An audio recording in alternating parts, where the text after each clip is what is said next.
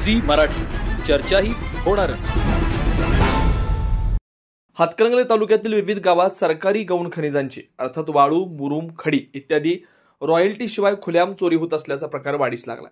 प्रशासन व महसूल विभागाकडून दुर्लक्ष होत असल्याने काही ठेकेदार, ट्रॅक्टर चालक व खाजगी व्यक्ती बिनधास्तपणे खनिज उपसा करत असल्याची माहिती समोर आली। स्थानिकांच्या म्हणण्यानुसार रात्रीच्या वेळी व काही ठिकाणी अगदी दिवसा ढवळ्या ट्रॅक्टर, डंपरच्या साह्याने मुरुम व वाळूची वाहतूक केली जाते।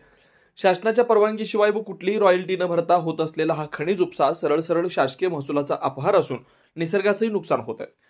बऱ्याच ठिकाणी कमी प्रमाणात रॉयल्टी भरून दामदुप्पट गौण खनिजाचे उत्खनन केले जाते। या सर्वांच्यावर महसूल विभागातील अधिकाऱ्यांचा वरदहस्त असून सर्वसामान्य नागरिकाला कागदपत्राची भीती दाखवून गौण खनिज ठेकेदार अधिकाऱ्यांच्या सह मालामाल होत असल्याचं चित्र दिसतंय। या चोरीमुळे शासनाचं लाखो रुपयांचं नुकसान होत आहे। स्थानिक प्रशासन व खनिज विभाग मात्र याकडे डोळेझाक करत असल्याचा आरोप नागरिकांनी केला।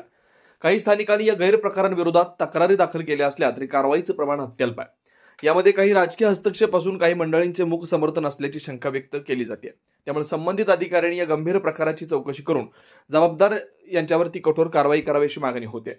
राज्यातील खनिज संपत्तीचं रक्षण करण्यासाठी शासनाकडून विविध नियम व कायदे लागू करण्यात आले, मात्र हातकणंगले तालुक्यात ते धाब्यावर बसवले जात असून शासनाच्या महसुलाला सुरुंग लागतोय। विनोद चिंगे, कुंभोज।